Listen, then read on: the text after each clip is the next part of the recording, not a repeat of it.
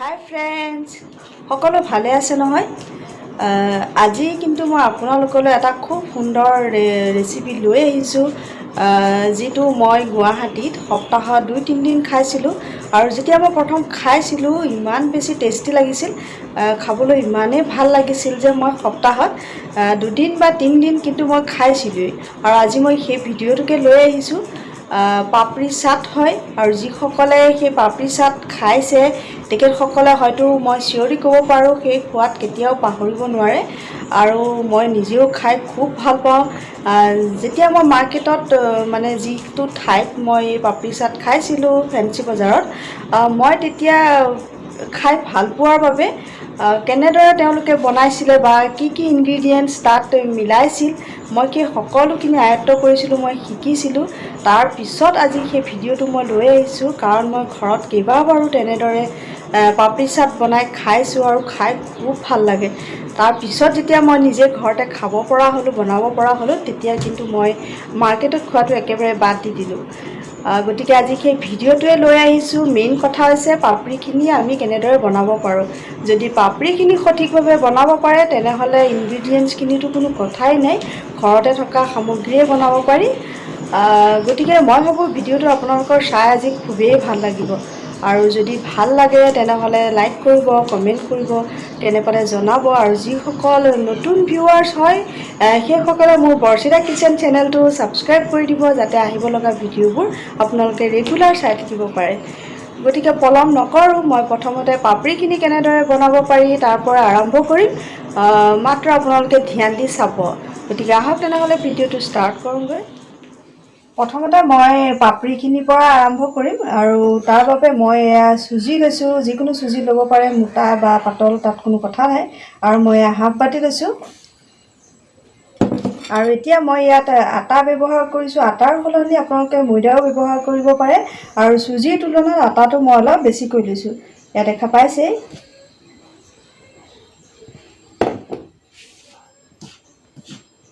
এতিয়া এইখিনি ভালদৰে মই অকণমান মিক্স কৰি লৈছোঁ। এতিয়া মই ইয়াত জোখমতে অকণমান নিমখ দি লৈছোঁ। নিমখখিনি দিয়াৰ পিছত মই ইয়াত ঘিউ ব্যৱহাৰ কৰিছোঁ। ঘিউৰ সলনি আপোনালোকে ৰিফাইনো দিব পাৰে। আৰু সেইখিনি মই ইয়াত এনেকুৱা এটা জোখত দিম যাতে মঠোতে এটা ডো বান্ধে শুকানে শুকানে। ভালদৰে এইখিনি সানি লৈছোঁ। এতিয়া এইখিনি মোৰ সনা হৈ গ'ল। মই ইয়াত ঘিউ দিয়ে এইখিনি সানি লৈছোঁ। আৰু এনেদৰে হাতেৰে বান্ধি চাব লাগে। ইয়াৰ কোৱাণ্টিটি ঠিক এনেকুৱা এটা হ'লে জানিব এইখিনি আপোনাৰ মঠা হৈ গৈছে। এতিয়া মই ইয়াত পানী দি অলপ অলপকৈ পানী দি এইখিনি ভালদৰে এটা ডো বনাই লওঁ।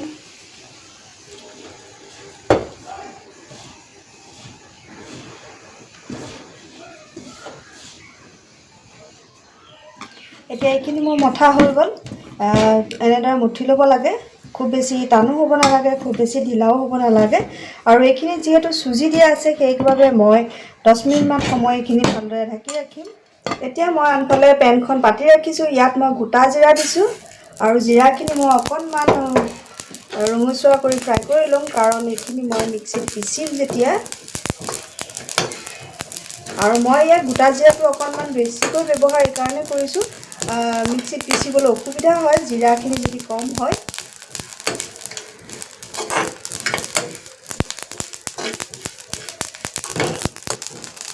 জিৰাখিনি ভজা মোৰ হৈ গ'ল। মই গেছটো অফ কৰি দিছোঁ। এতিয়া মই এইখিনি মিক্সিত ভালদৰে পিচি দিম। এতিয়া জিৰাখিনি পিছা মোৰ হৈ গ'ল। আনহাতে মই চাটনিটোৰ কাৰণে কি কৰিছোঁ, ইয়াত মই ধনিয়া পাত নাছিল সেইকাৰণে মান ধনিয়া লৈছোঁ। আৰু কোনো কথা নাই, মান ধনিয়াও দিব পাৰে। আৰু লৈছোঁ পদুনা আৰু মান ধনিয়া, সেইটো এটা নিজৰ জোখত দি ল'ব। আৰু মই ইয়াত কেঁচা জলকীয়া 3টা লৈছোঁ। আৰু লৈছোঁ 2 টুকুৰা আদা। এইখিনি মই এতিয়া মিক্সিং জাৰটোত ভালদৰে পিচি আনিম। এতিয়া মই পাপৰিখিনি বনাই লওঁ। মই প্ৰথমতে ডোটো চেক কৰি লৈছোঁ। আৰু মই ইয়াৰে ডাঙৰ ডাঙৰকৈ 3টা বল বনাই লওঁ।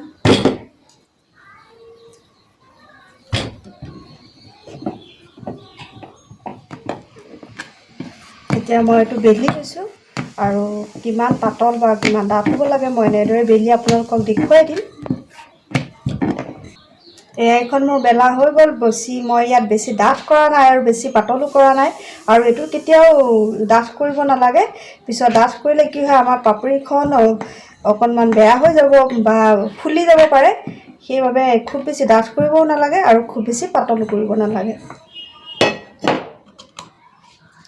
এতিয়া এনেকুৱা যিকোনো কফিৰ ঢাকনেই হওক বা বটলৰ ঢাকন হওক, তেনেকুৱা ব্যৱহাৰ কৰি মই ইয়াত সৰু সৰুকৈ যিটো পাপৰি শ্বেপ হয়, ঠিক তেনেকুৱা এটা শ্বেপ দি এইখিনি মই এনেদৰে কাটি লৈছোঁ। যিকোনো ল'ব পাৰে, গ্লাছো ল'ব পাৰে। আৰু এনেদৰে কাটি শ্বেপ কৰাৰ পিছত মই এনেকৈ চাকুখনেৰে অকণমান ফুটাই দিছোঁ, যাতে এইখিনি ফুলি নাযায়।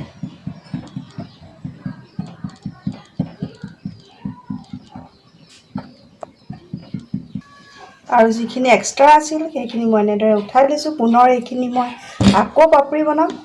এতিয়া মই এবাৰ তেলখিনি চেক কৰিম ভালদৰে গৰম হৈছেনে নাই। আৰু এই পাপৰিটো বনাবৰ কাৰণে কি কৰিব লাগে, গেছটো একেবাৰে মিডিয়াম ফ্লেমত ৰাখিব লাগে। আমি যদি গেছটো হাই ফ্লেমত যদি আমি এই পাপৰিখিনি ভাজোঁ, তেতিয়া কিন্তু এইখিনি ফুলি যাব আৰু ফুলি গ'লে বেয়া হ'ব। গতিকে পাপৰিৰ কাৰণে সদায় গেছটো মিডিয়াম ফ্লেমত ৰাখিব লাগে আৰু এইখিনি ফ্ৰাই কৰিব লাগে। এইখিনি মোৰ পাৰফেক্ট হৈছে গৰমটো, সেইবাবে মই বাকীকেইখন ইয়াত দি দিম।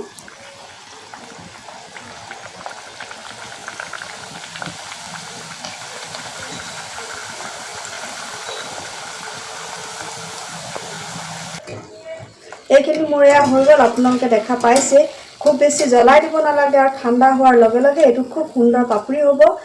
আৰু মই এইখিনি কাঢ়ি ৰাখিছোঁ, বাকীকেইটাও মই এনেদৰে বনাই ল'ম। কিন্তু এইখিনি বনাওঁতে এটা কথা কিন্তু আপোনালোকে ধ্যান দিব, বনাওঁতে অলপ সময় লাগে। এইফালে দেখা পালে মোক গোটেই পাপৰিখিনি মই ফ্ৰাই কৰি ল'লোঁ, আৰু দুপিচমান আছিলে, এতিয়া সময় নাই, লম্বা কৰি নাথাকোঁ। এয়া চাওক ইমান সুন্দৰ হৈছে। পাপৰিটো কিন্তু এনেকুৱা হ'ব লাগিব, দেখিছে এটা চাউণ্ড দিছে, আৰু এনেকুৱা হ'লেহে জানিব যে এইটো আপোনাৰ পাৰফেক্ট হৈছে। পুনৰবাৰ দেখাইছোঁ এয়া। আনফালে মই পেনখনো পাতি ৰাখিছোঁ মই আৰু এটা চাটনিৰ কাৰণে। আৰু ইয়াত মই লৈ লৈছোঁ তেতেলী। মই ধুই লৈছোঁ, প্ৰথমে ধুই লৈ পানী অলপ লৈ তাৰ এনেদৰে পল্প উলিয়াই লৈছোঁ। মই তাৰ এনেদৰে ডাঠকৈ পল্প উলিয়াই লৈছোঁ।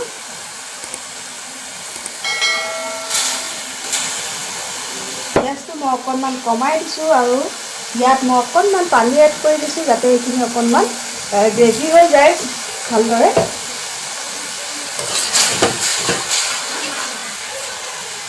আৰু ইয়াত মই 2 চামুচ চেনি দিম, আৰু চেনিৰ সলনি আপোনালোকে গুড় ব্যৱহাৰ কৰিব পাৰে, যিটো পচন্দ হয় সেই পচন্দ মতে দি ল'ব। মই সৰু চামুচখনে 2 চামুচ গুড় চেনি দিছোঁ মিঠা অনুযায়ী। আৰু দিছোঁ অকণমান জলকীয়া গুড়ি, বহুত বেছি দিয়া নাই, অকণমান দিছোঁ। আৰু দিছোঁ অকণমান নিমখ। এতিয়া এইখিনি মই অকণমান ডাঠ হোৱালৈ ভালদৰে লৰাই ল'ম এনেকৈ। এতিয়া মোৰ এই তেতেলীখিনি হৈ গ'ল। আপোনালোকে ধ্যান ৰাখিব, তেতেলী কিন্তু খুব সোনকালে জ্বলি যায়, সেয়েহে গেছটো কিন্তু মিডিয়াম ফ্লেমত ৰাখিহে এই কামটো কৰিব।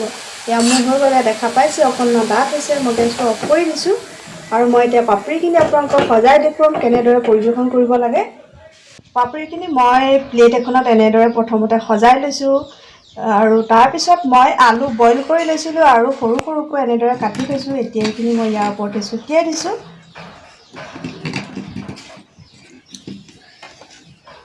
অকণমান সৰহকৈ আপোনাৰ মন পচন্দত কম বেছি কৰি ল'ব, সৰহকৈ হ'লে ভাল লাগে খাবলৈ। তাৰপিছত মই ইয়াত পিঁয়াজ কুটি লৈছোঁ, সেই পিঁয়াজো মই ইয়াত দি দিম। পাপৰি খোৱাৰ মজাই বেলেগ। যদি আপুনি সঠিক পৰিমাণে সকলোখিনি বস্তু দিয়ে বা দিব পাৰে, তেনেহ'লে এইখিনি খাবলৈ সঁচাকৈ সুন্দৰ হয়। আপোনালোকে দেখিছে মই ইয়াত কৰিলোঁ। আনহাতে মই ইয়াত দৈ লৈ লৈছিলোঁ, আৰু দৈটো মোৰ খুব বেছি মিঠা, সেইবাবে মই ইয়াত চেনি এড কৰা নাই। আৰু যদি দৈটো অকণমান টেঙা নিচিনা হয়, তেতিয়া কি কৰিব, চেনি দি ল'ব। আৰু সেয়াও মই এনেদৰে ইয়াত দি লৈছোঁ।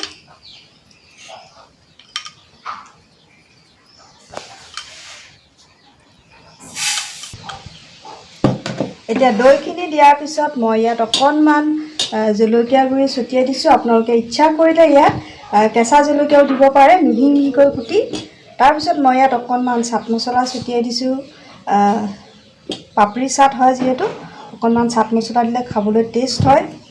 তাৰপিছত মই ইয়াত যিটো পদুনা আৰু ধনিয়াৰ পিচি ৰাখিছিলোঁ মই সেই মিশ্ৰণটো ইয়াত অকণমান ছটিয়াই দিম।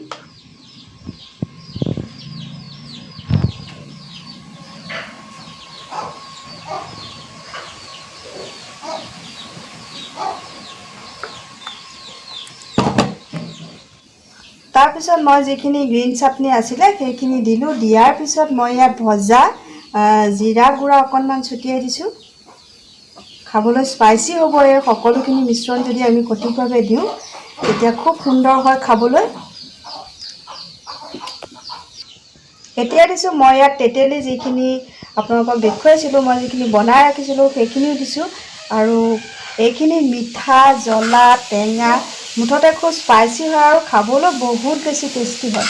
যিয়ে এবাৰ পাপৰি চাট খাইছে বা ৰেচিপিটো চাই খাবলৈ ষ্টাৰ্ট কৰিব সঁচাকৈ কিন্তু পাহৰিব নোৱাৰিব ইয়াৰ টেষ্ট। এইখিনি মোৰ দিয়া হৈ গ'ল। মই সকলোখিনি মিশ্ৰণ এনেদৰে অলপ অলপ দি লৈছোঁ। তাৰপিছত মই ইয়াত ব্লেক চল্ট দিছোঁ, ক'লা নিমখ অকণমান ছটিয়াই দিছোঁ ওপৰত। এটা জোখত দি ল'ব লাগে। আৰু লাষ্ট মই ইয়াত ভুজিয়া দিছোঁ, কাৰণ মোৰ ইয়াত আজি চেভ নাছিলে, যিটো বেকাৰীত কিনিবলৈ পায় য়েল্ল' কালাৰৰ হয় আৰু এই ভুজিয়াটোতকৈ বহুত পাতল হয়, কিন্তু আজি মোৰ নাছিলে সেয়েহে মই ইয়াত ভুজিয়াৰে গাৰ্নিচিং কৰিছোঁ। ভুজিয়া দিলেও কোনো কথা নাই, খাবলৈ সেই একেই হয়, বহুত বেছি টেষ্ট লাগে। লাষ্ট মই ইয়াত মিহিকৈ কুটি লৈছোঁ ধনিয়া, সেয়াও দি দিছোঁ আৰু এয়া ৰেডি হৈ গ'ল পাপৰি চাট। গতিকে আপোনালোকেও ঘৰতে এনেদৰে এবাৰ ট্ৰাই কৰি চাব। সঁচাকৈ ইয়াৰ কিন্তু সোৱাদ পাহৰিব নোৱাৰিব। চটপটা হয়, খাবলৈ খুব ভাল লাগে। মোৰ বিশেষকৈ কিন্তু এই পাপৰি চাট খুব প্ৰিয় হয়, মই খুব ভাল পাওঁ খাই। আৰু সেয়েহে আপোনালোকৰ মাজত আজি ভিডিঅ'টো শ্বেয়াৰ কৰিছোঁ। আপোনালোকে আশা কৰিছোঁ আপোনালোকে ভাল পাব। পুনৰ এটা এনেকুৱা ধৰণৰ নতুন ভিডিঅ'লৈ মই আপোনালোকৰ মাজলৈ আকৌ আহিম, আকৌ লগ পাম। তেতিয়ালৈকে সকলো ভালে থাকক, সুস্থ থাকক। আজিলৈ আহোঁ তেন্তে, ধন্যবাদ।